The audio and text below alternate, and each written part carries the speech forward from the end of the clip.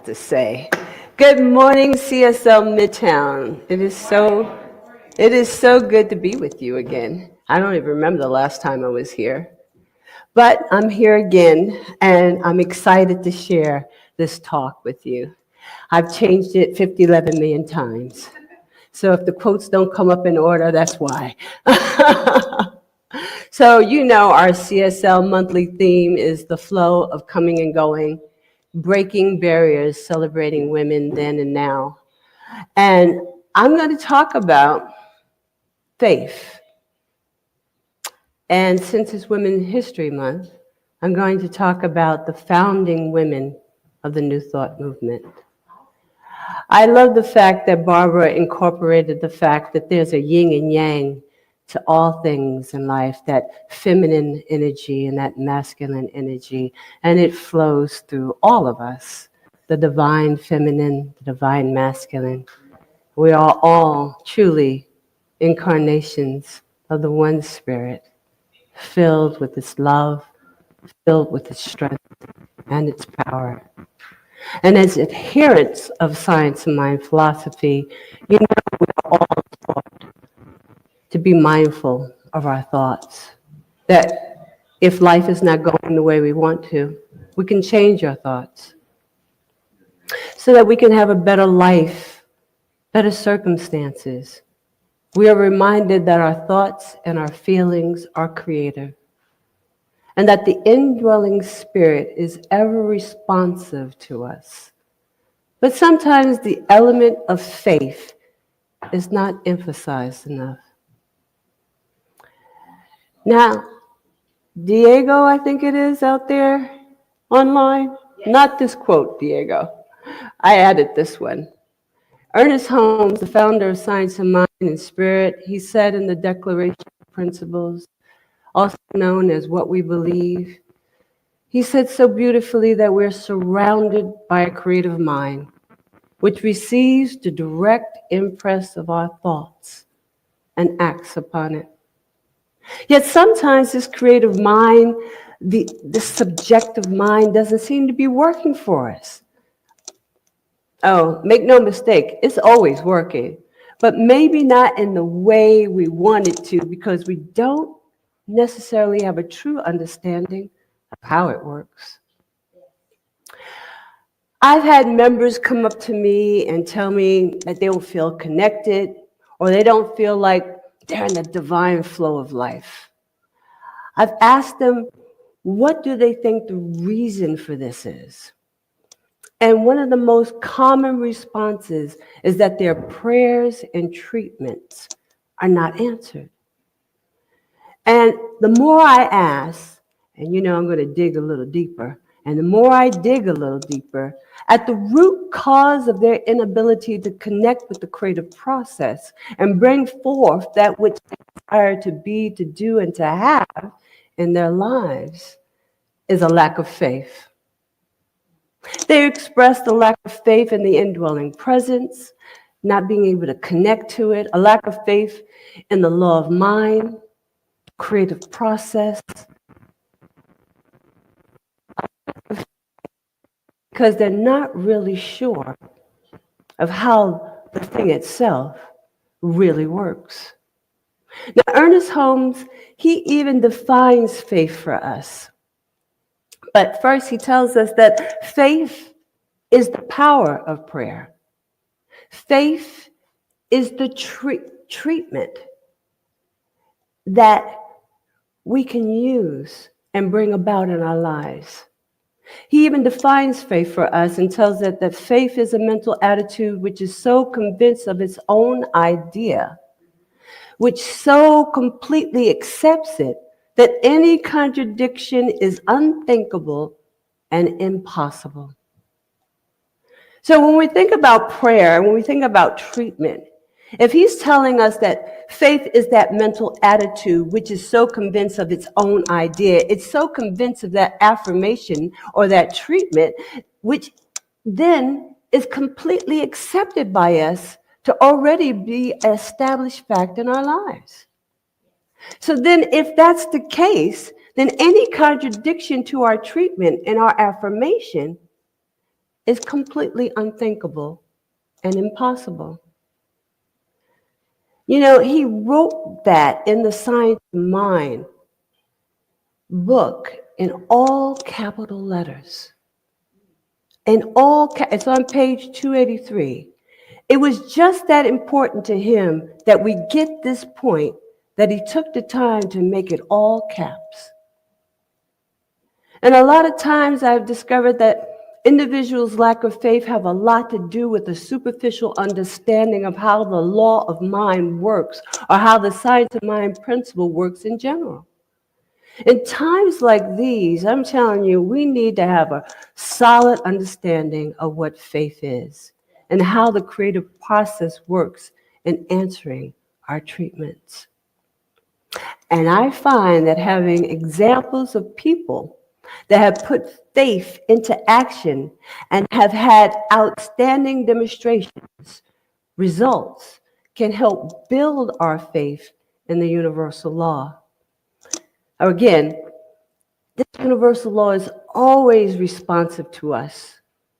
But when we want results, when we really want to see them, we've got to do our spiritual practices, and we have to have faith in the process.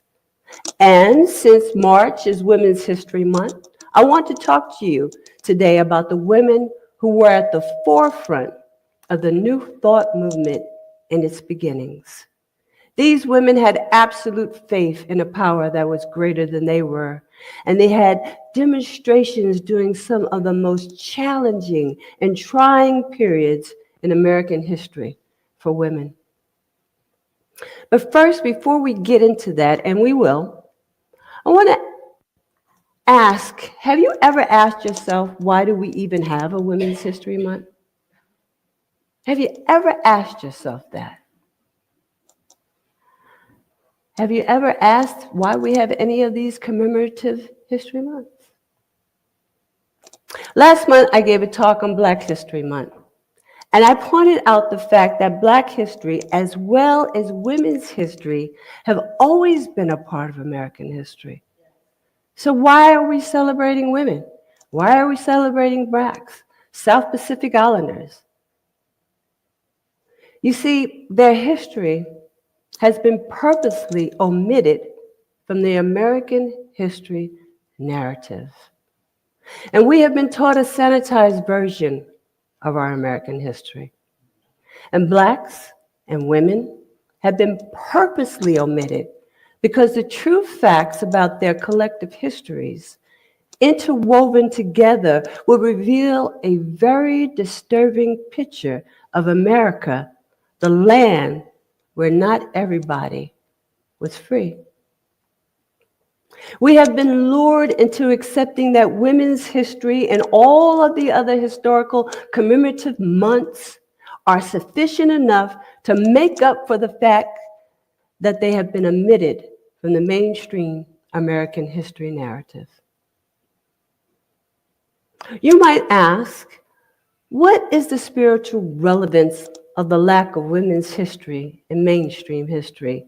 And what does it have to do with your Science of Mind talk today? I'm glad you asked.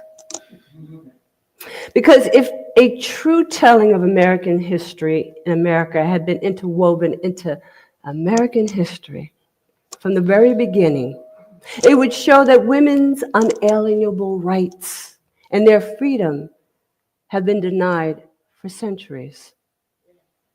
The rights of life, liberty, freedom, and the pursuit of happiness, these basic human rights that we revere and hold true as American citizens, have been denied women since the founding of our country. Yes, it's true that women have gained numerous rights in the last 100 years or so, but we now see a repressive history repeating itself again. And therein lies the relevance of telling the truth about women's history, which is American history denied. Ernest Holmes wrote in The Science of Mind, the divine plan is one of freedom. Bondage is not God ordained. Freedom is the birthright of every living soul. Freedom is the birthright of every living soul, and all instinctively feel this. The truth points to freedom under law. Thus, the inherent nature of humanity is forever seeking to express itself in terms of freedom. Anytime we can tell a more true and complete story about our history from a spiritual perspective, we fulfill the divine plan of freedom. So although it's Women's History Month and we like to just recognize women's accomplishments, let's be cognizant that history is also about the journey these women took towards freedom and equality. And that history untold is truly doomed to repeat itself. And we see that now a lot in current affairs. So with that said, I wanted to give you something to think about the next time one of these commemorative months pop up. I want you to ask yourself, why were their history omitted from our historical narrative in the first place? But I digress. Let's get back to the importance of faith and how the founding women of the New Thought movement lived by faith and how they used the universal law to rise above the repression of their day. Now, the New Thought movement has always been a philosophy that promoted gender inclusion and has and continues to be on the forefront of gender diversity. During the 19th century and the early 20th century, New Thought women were impactful spiritual leaders, writers, and teachers. They became founders and co-founders of the New Thought religious movements such as Christian Science, Divine Science, Unity, and they put the New Thought movement front and center on the world stage. Women like Emma Curtis Hopkins, who is known as the teacher of teachers. She taught Ernest Holmes, founder of religious science, Charles and Myrtle Fillmore, co-founders of Unity, Emily Cady, Melinda Kramer, and Nola L. Brooks, co-founders of Divine Science, all taught by Hopkins. And then there was Florence Scovel Shinn, author of The Game of Life and How to Play It, and Genevieve Barron, who studied under Thomas Troward. And that's just to name a few of these founding women of New Thoughts, these powerful women. The New Thought movement also had a great appeal to African American women, resulting in many influential African American ministers, making a New Thought impact in their communities, such as Johnny Coleman, Reverend Johnny Coleman of Unity, Reverend Bishop Dr. Barbara King of Hillside International, Reverend Ruth Mosley, also a Unity minister, and so many more. These women not only were great spiritual leaders, but they established churches, and they taught New Thought ideas and gave sermons during a time when women weren't allowed. They weren't allowed to do such things. Some of them lived in a time when they were considered second-class citizens. They couldn't vote, couldn't own property. There were restrictive laws that prevented women from being autonomous and equal. Yet these women knew a greater truth and was not bound by the precedents of their time. You see, it was because of their faith and their ability to use the universal law that they could fulfill their desire.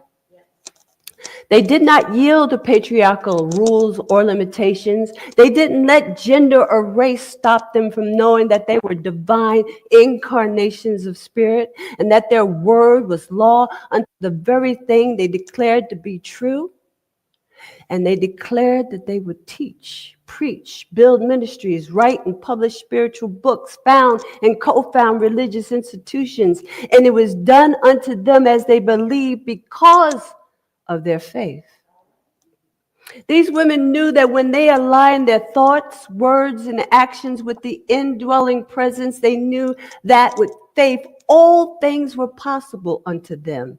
They knew that God is not bound by precedents, and they knew that their life was the life of God, and they took that to heart and to action and made a way out of seemingly no way. These women inherently knew that their nature was one of freedom. They were women of faith, and they had faith in a power that was greater than they were, and they recognized within themselves that they were worthy of a better way of life, that they were worthy of freedom, and they demonstrated that freedom to all. They lived their freedom regardless of what society said how women should behave, regardless of what the clergy of their day said women should not speak from the pulpit, regardless of any paradigm that they were faced with. They knew a greater truth about who they were. And they had faith in that innate truth. So I offer you this. When life is difficult and your faith feels depleted and you can't get into the divine flow, let us remember these women and their absolute faith in spirit and the numerous adversities they overcame. Let us remember Reverend Johnny Coleman, a famous African-American unity minister who transcended a segregated America and built a thriving ministry from the ground up with over 20,000 congregants in a time where that shouldn't have even been possible. What was her superpower? Faith. Reverend Johnny said, faith sees, faith knows. Faith is more than an idle hoping or believing. Faith knows Faith knows that God's outpouring of itself is irrepressible, infinite, and absolute. When you are consciously aware of this, your faith grows courageously, and you can trust God to get the best out of the worst. Faith is your spiritual fingers. It reaches into the spiritual realm and lifts your eyes above all material things and points to the Spirit as the source of all. Let's take these women's example and build up our faith of universal law and spirit. Take science of mind classes. Dedicate yourself to spiritual practices of meditation, affirmations, visioning, and fellowship. Let's make faith our superpower. We have a great deal to be thankful to the founding women of New Thought movement for letting divine intelligence express through and as them. For they knew that with faith, all things are possible. And so it is.